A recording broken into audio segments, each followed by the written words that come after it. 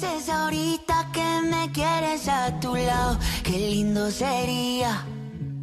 Si tú me das, te invito a que dejemos todo. So to Spain's La Liga we go now. Round of 32 kicked off earlier this afternoon with Osasuna hosting Champions League hopeful Real Sociedad.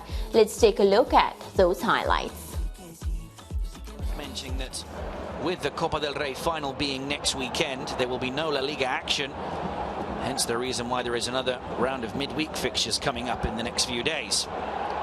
As David Silva plays the ball into space for Barrenechea. Back across, the touch, and somehow into the back of the net. Not too sure if Carlos Fernandez got the touch. Something to shout about. It's Ander Barrenechea who gets the ball in, but it's a poor clearance from Sergio Herrera in between the sticks, straight to Mohamed Ali Cho. And then David Silva picks out Ander Barrenechea, who is quite clearly onside. We'll see the ball across here. Now it's Silva, Zubimendi. Lovely move by Merino, who finds Oyarzabal. Back across again. Lovely ball at the back post, and it's another huge save by Sergio Herrera. Llegó Barrasate and Iman Alguacil. It's been Alguacil who's looked more lively on in the dugout in this second half as Take Kubo gets to the loose ball. Plays the ball back in and almost finds that back post. Soloth being held back, but is still able to release the pass to Merino. Here he is again, finds Kubo. It's Take Kubo, and the shots goes into the back of the net.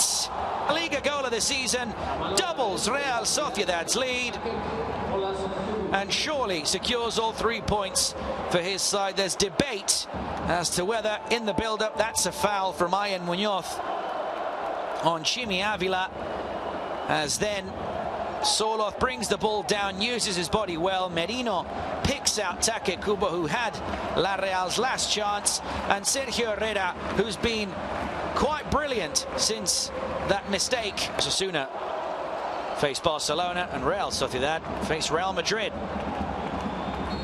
in their next game in midweek. But in this Friday night fixture to kick off match day 32 at El Sadar, the final whistle has gone here. All right, so with that win for Real Sociedad, they are in fourth position, a total of 58 points. Note, it's 8 points separating them from fifth place Villarreal. And of course, with that loss, Osasuna on 8 points. They've played 32 matches and they have total of 44 points. So Lance, the big question, do you see Real Sociedad qualifying for the Champions League? Well, today's result goes a far way in helping them. 6 or 7 rounds still remaining in La Liga for the season, but they are now 8 points in front of the fifth place team. So a very good result for them. Yes. And the Japanese was on fire today. Take was outstanding. Even the shots he took that didn't score were impressive strikes. So very good result for Real Sociedad, and given the current standings and the performance that we've seen from them in recent weeks, I have to fancy them to get to Europe in the Champions League. Yeah, we have to say kudos to their coach Emmanuel Alguacil, because of course getting the job done with this bunch of players that he's been tasked with. And we have to point out that Real Sociedad, they last participated in the Champions League in 2013-2014 season, Lance. So it's going to be a bit of new territory for them. Yeah, and you know, they would have a lot of squad changes on their roster since then. So, you know, kudos to them for getting back into this position. Having said that, season not complete yet, and their UCL position not yet signed off, but they have put themselves in as good a position as they can to ensure that they're in the UCL. Yeah, and Lance, if Real Sociedad are going to qualify for the Champions League, they will have to do it the hard way. You know, they have 6 fixtures remaining and they face the current top 3. So let's take a look now. Real Sociedad will be up against Real Madrid. You know, they haven't been so hot on form, but still, of course, Real Madrid, a team that you don't take lightly whatsoever. Girona, Real Sociedad, Almeria, Atletico Madrid, and Sevilla. So it's not an easy task. Yeah, they have top teams there to face in their run into the finish of the season. So it's not going to be easy for them. but they would have been gaining confidence from the recent performances in recent weeks. I think they've just lost one of their last 6 or 7 matches. And I think on current form and how fluent they look today, and the body language, sometimes you can see by how the players are playing and how enthusiastic they are, that they have the tools to deliver, and I would bet on them getting there. Yeah, 4th best defense in terms of goal conceded as well. So everything seems to be working out for Real Sociedad. Of course, we'll continue to track their progress and see if they play some Champions League football next season. Round 32 action now in La Liga continues over the weekend, and these are the fixtures down to be contested. On Saturday, bright and early lands, we have Elche up against Rayo Vallecano. That will be on Sportsmax 2. The rest of the matches also on Sportsmax 2. Real Madrid versus Almeria on Saturday. And Barcelona will be facing Real Betis. On Sunday, Cadiz will play Valencia. Villarreal will be up against Celta Vigo. Espanyol face Getafe, and Valladolid will be playing Atletico Madrid. As we heard on Monday, we're still continuing with the La Liga fixtures, of course. Mallorca up against Athletic Bilbao, and Sevilla, they'll have another match, and that's against Girona. So Lance league leaders Barcelona, they're at home to Europe's chasing Real Betis. Barca have the best defensive record of Europe's top 5 league, conceding 11 goals. They're on track to beating 18 goals conceded, a joint record held by Deportivo La Coruna and Atletico Madrid. I'm not seeing Real Betis leaving camp now with a win, but do you see them getting a goal? They might. You know, Barcelona have been stuttering in recent weeks. Their run into this championship title that they are about to win hasn't been very pleasing for their fans, but you are right, defensively they're pretty solid, so Betis will have their work cut out to score against them. But I certainly don't think Betis will leave the Camp Nou with a victory. Whether they score a goal or not is we'll have to wait and see what happens. But Barcelona, I would think, should get back on winning ways here, and just begin to close off the season on a high note, because they have been stuttering a bit. Yeah, there's an 11-point cushion. We have to remember Barcelona will be hungry. They're coming off a 2-1 defeat to Rayo Vallecano. The good news, though, Lance, for the boss Xavi, is that Ousmane Dembele is reported to be suiting up for Barcelona against Real Betis, and I think that is a big deal for the team. And coach spoke about it glowingly, because we know he's been sidelined for 3 months due to injury, and a Barcelona team with a fit Ousmane Dembele is a high-firing team. Yeah, and Xavi has a lot of regard for Dembele with good reason. So again, he is fit enough to return. Whether he has a lot of playing time or not over this weekend, we'll have to wait and see what happens there.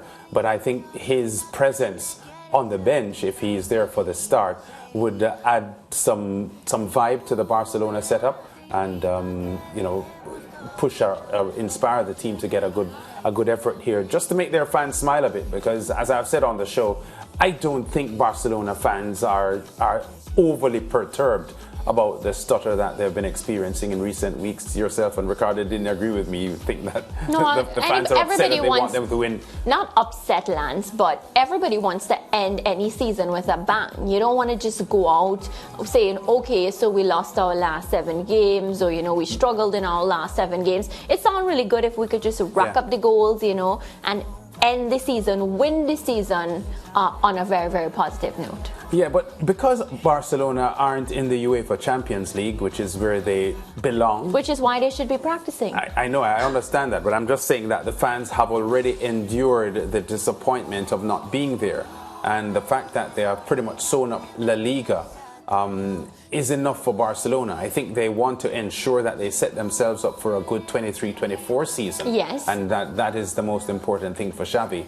who a lot of people aren't still sold on as a top coach. He has good players, and winning La Liga for Barcelona fans is par for the course.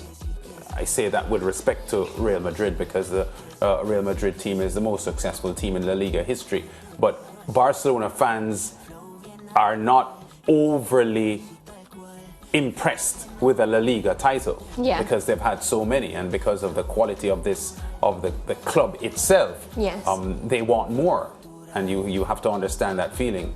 But I'd be keen to see Dembele getting some playing time this week and just see how his presence impacts on the Barcelona team. Yeah, looking forward to that too. Well, we're still with Barca, and they are set to shut down their Barca TV channel at the end of the season in order to save 13 million euros a year, and 120 employees are expected to lose their jobs. Plans, financial problems, it continues to plague Barca. So the moment we have a good news about Barcelona, I'm tasked with discussing this. Yeah, well, this is the huge downside of Barcelona in recent years.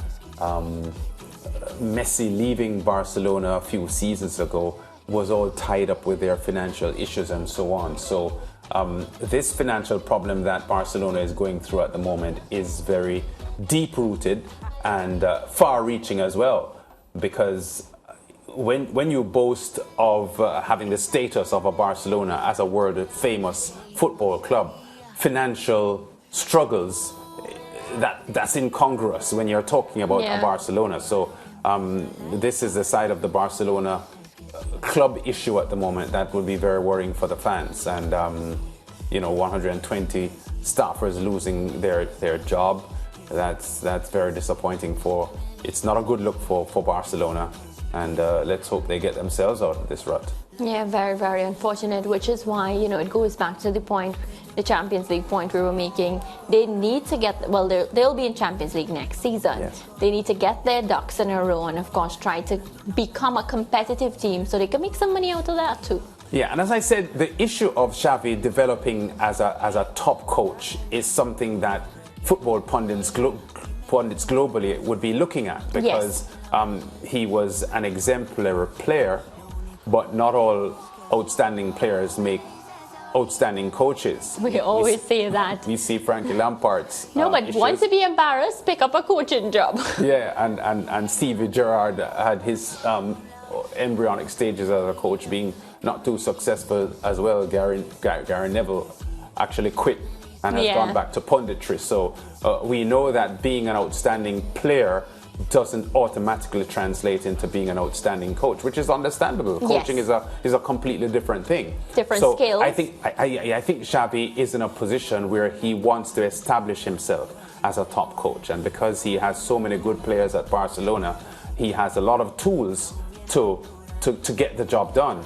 And all eyes will be on him to see how he develops, because Barcelona's 23-24 season, for me, is going to be a critical period for them as they try to resuscitate themselves. Definitely. Well, as we go to the break, remember to stay tuned to Sportsmax 2 for your La Liga action on Saturday. You can catch Elche against Rayo Vallecano at 9:15 a.m., 10:15 Eastern Caribbean time, and at 11:30 a.m., 12:30 ECT, it's Real Madrid versus Almeria.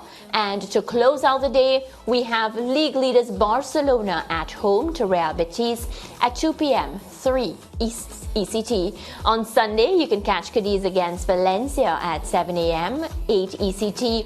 And at 11:30 a.m., 12:30 ECT, it's Espanyol versus Getafe. Both matches will be on Sportsmax 2.